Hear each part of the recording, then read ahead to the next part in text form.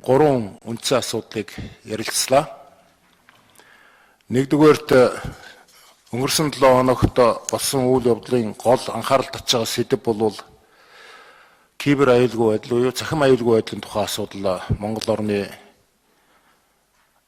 нэлээд юм сэтгэл зовоос асуудал болж хувирсан. Ялангуяа энэ цахим бүлэглэл илэрсэн олон тооны хятадууд одоо Монгол улсад нууцаар зохион байгуулалтаа бүлэглэсэн үйл ажиллагаа явуулж байсан илэрсэнтэй холбогдуулж эдгээр энэ асуудалтай холбоотой байгууллагуудын мэдээллийг ерөнхийдөө хаалттай хэлбэрээр сонслоо гэж ойлгож болно. Яг тэгвэл энэ улс орны үндэсний аюулгүй байдалтай шууд холбоотой асуудал учраас бас бидэнд дотоод зайлшгүй мэдээлэл авах шаардлага үүссэн гэж бид ингэж үзэж байгаа. Зөвхөн нээлттэйгээр хэлж болох сэдв юу гэхээр энэ асуудлаас үүдэж манай улсад ямархуу хор уршиг үр дагавар авчрах вэ гэдэг дээр бол бид нар онцгойлон анхаарч цаашид ер нь улс орныхоо эрх ашигын төлөө үндэсний аюулгүй байдлын төлөө юу хийх ёстой бэ гэдэг мэдээллийг бол санал солилцсон гэж ингэж бол ойлгож болно. Тэр ганц нэгэн зүгээр онцолж хэлэх юм мэдээлэл юу гэхээр саяны энэ цагдаагийн байгууллага болон тагнуулын байгууллагын үйл ажиллагаанаас илэрсэн мэдээлэл дээр тулгуурлаж хэд хэдэн зүйл бол анхаарал татж байгаа. Яагаад гэхээр энэ баримтчилгааны үеэр маш олон зуун одоо хятад иргэд нэг газараас бөөнөр нь одоо виз жуулчны одоо виз маягаар авсан асуудал анхаарлын төвд яхахгүй орж ирж байгаа. Хоёрт нь энэ цахим сүлжээний ашиглалт хамгаалалт бидний хувьд хяналт ямар байна вэ гэдэг нь бол туулын хангалтгүй байгаа энэ асуудал бол сөгөгдөж байна. Гуравдугаарт мэдээж одоо энэ баримтчилгааны үед маш их хэмжээний бэлэн мөнгө хураагдсан асуудал байгаа. Та бүхэн анзаарсан байх. Нийт төгрөгөөр одоо тооцох юм бол 1.5 тэрбум төгрөгийн хэмжээний 1.5 одоо тэрбум төгрөг байсан баха тийм ээ. Ийм хэмжээний ийм их мөнгийг бид нэр хураагдж байна гэдэг бол мөнгө угаах үйл ажиллагаа бол энэ цахим сүлжээний бүлэгдлийн дор илт явагдчихсан байна гэдэг асуудал бол хөндөгдөж байна. Гэх мэтлэнгээр энэ хууль хяналтын байгууллагуудын үйл ажиллагаанд сөргөөр нөлөөлсөн үндэсний аюулгүй байдал сөргөөр нөлөөлсөн энэ үйл ажиллагааг дахин давтан гаргахгүй байхын тулд бид нар жоохон юу хийх ёстой бэ гэдэг асуудлаар холбогдох байгууллагыг сонссоо. Яг үнэндээ бол энэ үйл ажиллагаа юуг илэрхийлж байгааг бол Монгол орн үнэхээр хяналт сул эзэнгүү улс орн болж ашиглагдсан гэдгийг бол хаана бид ойлгох хэрэгтэй. Тэгэхээр энийг давтан гаргахгүй байхад бидний одоо энэ хууль хяналтын байгууллагуудын хамтын ажиллагаа, удирдлага зохион байгуулалт, эрх зүйн орчныг бол яаралтай шинжлэх зайлшгүй шаардлага үүссэн байна гэдгийг харуулж байгааг тэмдэглэж хэлэх нь зөв бахаа гэж бодож байна. За дараагийн асуудал нь 2020 оны төсөв 2 дугаар хилцүүлэг энэ 7 хоногт хилцэгдэж байна. 2 дугаар хилцүүлэг бол үндсэндээ бол гол асуудлаа шийдэх ийм төсөв хугацаа. Энэ төсөв ямар хуу хэмжээнд ямар төсөв болсон бэ гэдгийг бол ардчилсан нам тодорхой байр суурьаар илэрхийлсэн. Энэ бол сонгуул чиглэсэн, улс төрчсөн Монгол Ардын намын мөрийн хөтөлбөрийг гүйцэтгүүлэх гэсэн ийм тооцоололгүй ийм төсөв болсон гэдгийг бол бид урд одоо хэвлэлийнхээ хурлаар илэрхийлсэн. Өнөөдөр ч гэсэн энэ зүйл нь бол нотлогдож байгаа. Тийм учраас ардчилсан намын зөвлөл 2 дугаар хэлцүүлгээр улсын их хурлд 2020 оны төсвийн тухай дүгнэлтээ бол хургуулах нь зүйтэйгээд төсвийн одоо дүгнэлтийн төслийг хоорондоо хэлцэж ярилцлаа гэж ойлгож байна. Гурав дахь асуудал өнөөдөр үүсэж байгаа нөхцөл юу гэхээр үндсэн хуулийн цэцгийн дүгнэлт байгаа. Үндсэн хуулийн цэцгийн дүгнэлт нь өөрөө ашигт малбарын тухай хуулийн 47 дугаар зүйлд тавьсан энэ хоргийн тухай асуудал юм. Үнэхээр энэ бол зөрчсөн байна уугүй юу гэдэг асуудал бол их хурл дээр үүссэн. За энэ дээр бол ардчилсан нам ажлын хэсэгт нь оруулж тодорхой байр сууриа илэрхийлэх нь зүйтэй гэж ингэж харж байгаа. Энийг яаралтай гормоор хилцэж ялангуяа энэ төсвийн үеэр энэ төсөв мөнгөтэй холбоотой асуудлын гаргасан цэцгийн шийдвэр дээр бид нар анхааралтай судлан үзэж энэ тал дээр бол өөрсдийнхөө хувилбарыг дэвшүүлэх нь зүйтэй гэж ингэж үзлээ. Бид бол олон хувилбарыг бол бас энэ засгийн газар яригдж байгаа юм байна. Их хурлын байнгын хорон дээр ч яригдж байгаа юм байна. Бид өөрсдийнхөө хувилбарыг бол дэвшүүлэх нь шаардлагатай гэж ингэж үзлээ.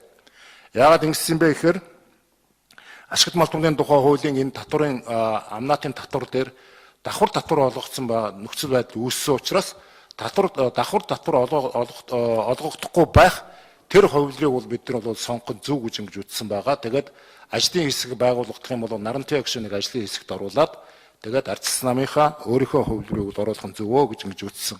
За энэ тухайн мэдээллийг наранты агшин та бүхэнд өнөөдөр тодорхой мэдээлэх баг. Энэ бол өнөөдөр бол анхаарал татж байгаа яхахгүй онцгой сэдвийн нэг мөн учраас. Дараагийн асуудал нь үндсэн хуулийн нэмэлт өөрчлөлттэй холбоотой асуудал байгаа. Өнгөрсөн 7 хоногт үндсэн хуулийн нэмэлтийн өөрчлөлтөөр зөвшөөрлөлийн ажлын хэсэг ажиллаагүй гэдгийг та бүхэн мэдээлсэн. Энэ 7 хоногт үндсэн хуулийн нэмэлт өөрчлөлтийн асуудлаар ардчилсан намын тавьсан зарчмын 3 байр сууриар үндсэн хуулийн нэмэлт өөрчлөлтийн зөвшөөрлөлийн ажлын хэсэг хуралдаж нэг тийш шийдвэрээ гаргах байхаа гэж найдаж байна. Ардчилсан нам бол энэ хуралдаанд оролцоход бэлэн байгаа. Зарчмын 3 байр суурь хിവэрэ байгаа. Ардын намын бүлэг энэ 7 хоногт нэг тийш асуудлаа болгоод үндсэн хуулийнхаа нэмэлт өөрчлөлтөөр оруулах зөвшөөрлөлийн ажлын хэсгийг энэ 7 хоногт хуралдуулж нэг тийш болох ёстой гэж бид ингэж харж байгаа. Хэрвээ ардчилсан намын сандуудыг хүлээж авах юм бол бид цаашлаа 3 дугаар хэлцэгт орно. Ардчилсан намын сандыг хүлээж авах боломж нөхцөл үүсэхгүй бол үндсэн хуулийн суур зарчмын гол сандууд ороогүй учраас үндсэн хуулийн нэмэлт өөрчлөлтөнд цаашдаа ардчилсан нам оролцохгүй гэдгийг бол дахин илэрхийлсэн гэдгийг та бүхэн сайн мэдж байгаа хаа. За анхаарал тавьсанд баярлалаа.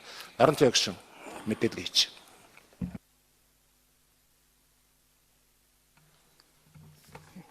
За хоёр зүйл дээр саналаа хэлье. За нэгдүгээр хэлэлцэн асуудалтай холбогдуулаад энэ мэдээллийн аюулгүй байдлын асуудал бол Монгол улсад нэн чухал болсон байна гэдг нь харагдаж байгаа. Үндэсний аюулгүй байдлын үзэл баримтлалын гэдэг том бичиг баримттай. Энэ дотор үндэсний хэмжээний мэдээллийнхаа аюулгүй байдлыг хангах талаар 4 том бүлэг заалттай. За өнөөдрийн энэ 800 одоо хятад иргэн орж ирээд энэ олон одоо компьютер гар утасны өрн одоо операторуудын энэ нэгжүүдийг ашиглаад энэ санхүүгийн луурын шинжтэй ийм үйл ажиллагаа хийсэн гэж сая бол шалгаж байгаа байгууллагууд ярьж байна.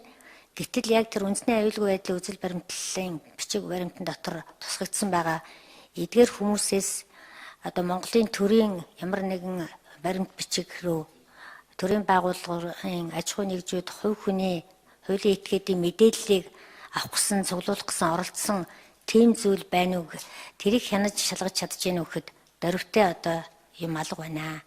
Тийм учраас бид нар өнөөдөр үндэсний аюулгүй байдлынхаа асуудлыг авч үзээгвэл энэ дэлхийн глобалчлагдсан бүх санхүүгийн болон хүний мэдээлэл хаанаас ч ингээд ороод авчих боломжтой ийм хяналт султай орчин байна гэдгээ харуулсан ийм үйлдэлийг бий болгочод сууж явахдаа цаашдаа яах вэ гэдэг асуудлаа одоо ч гэсэн ажил хариуцж байгаа хүмүүс бодож орж ирээгүй байгаа нь харамсалтай байна. Энэ талаар хууль байхгүй байна. Мэдээллийн аюулгүй байдлыг хариуцдаг үндэсний зөвлөл нэгж байгууллага одоо л дөнгөж байгуулагдаж байгаа юм байна. Ямар төвшөнд одоо манай иргэдийн нийт мэдээлэл хаана ямар төвшөнд хүнд ашиглагдчихэж болзошгүй гэдэг тийм судалгаа мэдээлэл бол хомс байдаг юм байна. Тийм болохоор энэ ажил хариуцж байгаа хүмүүс дор бүрдээ энэ чиглэлээр одоо ажиллаа хийх цаг болжээ гэдэг нь бол харагдаж байна гэдэг.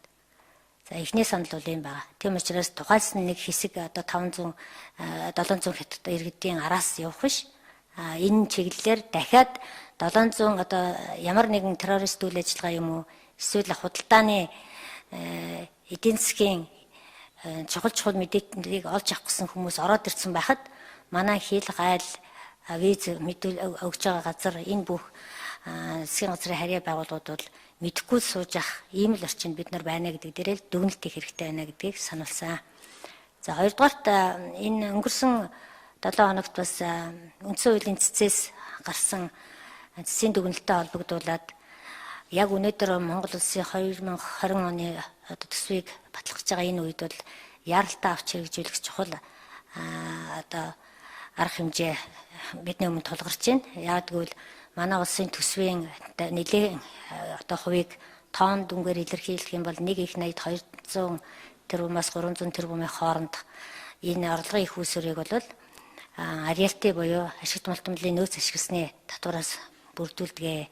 Тэгвэл өнөөдөр бада үндсэн хууль маань энэ оны 3 сард батлагдсан ашигт малтмлын тухай хуульд оруулсан нэмэлт өөрчлөлтийн холбогдох залтууд буюу 47-гийн 1, 47-гийн 1-тэй холбооглаад 47-гийн 4, 5, 6 гэд хэд хэдэн залтуудыг бол үндсэн хууль зөрчсөн байна гэдэг үгнчихсэн.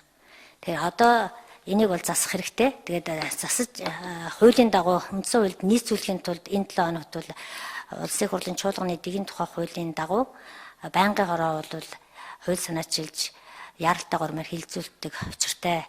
Тэгээд ардсан намын зүгээс эдийн засгийн байнгын хороонд байдаг гишүүд одоо Провдорч гишүүн, Эрдэнэ гишүүн бид гурав бол энэ хагас бүтэн сайд бол сайжруулах хувилбарын саналыг боловсруулад тэгээд өнөөдөр бас бүлийн зөвлөлт дээр хэлцээ дэмжигдсэн учраас эдийн засгийн байнгын хороонд хөргүүлж байна.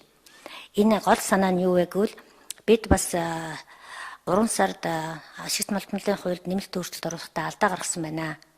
Энэ нөөцийн ашигт малтмал ашигласны нөөцийн төлбөрийг хэн төлөх вэ гэдэг дээр хэтэрхий хавтгааруулсан бас харж эргэж оновчтой зохицуулахгүй бол болохгүй ийм зүйл үүссэн байна гэж үзэж байгаа.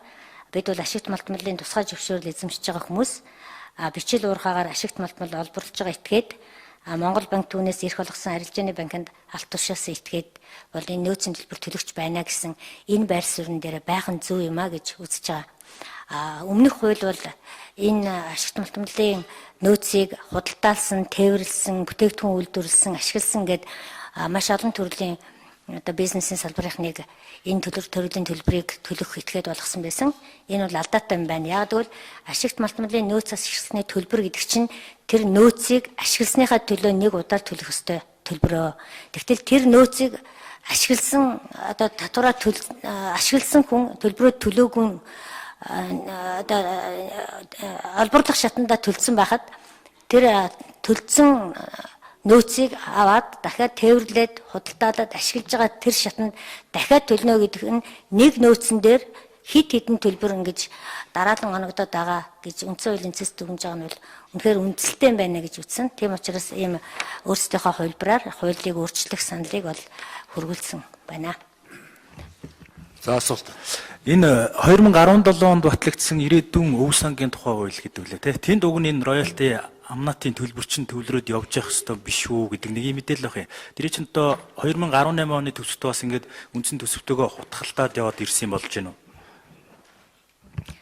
Санхүүгийн доктортой байдлын зөвлөлийн биш санхүүгийн доктортой байдлын тухай хуулиар роялти гэж юу вэ гэдгийг тодорхойлсон. Энэ төлбөрийн 65% нь бол улсын төсөвт ороод 65-аас үлдэх хэсэг нь бол ирээдүйн өв санд хоримтлагдж байгаа ирээдүйн өв сангийн тухай хуулиндаа орцсон байгаа. Тэгэхээр энэ төлбөр бол хоёр хуваагддаг гэж ойлгох хэрэгтэй. Парламент лиз тэгэхээр эх оны төсөвтэй холбоотой бас яг хуулийн зүйл залт яригдж байгаа дэр бас нэг асуулт байна л да. Олон улсын валютын сангийн өргөтгсөн хөтөлбөрийн хүрээнд орж ирэх ёстой. 700 сая Америк доллар өнөөдрийг болтол Монгол улсад орж ирээгүй байна гэсэн мэдээллийг зарим улсын хурлын гишүүд өгч байгаа. Энэ мэдээлэл хэд бодиттой вэ? Нарамжай гишүүн. За яг өнөөдөр Монгол улсын одоо холбогдох дансанда орж ирсэн үгүй юу гэдэг мэдээлэл бол надад байхгүй байна. Энэ талын мэдээллийг сангийн яамнаас авсан дээр хаа.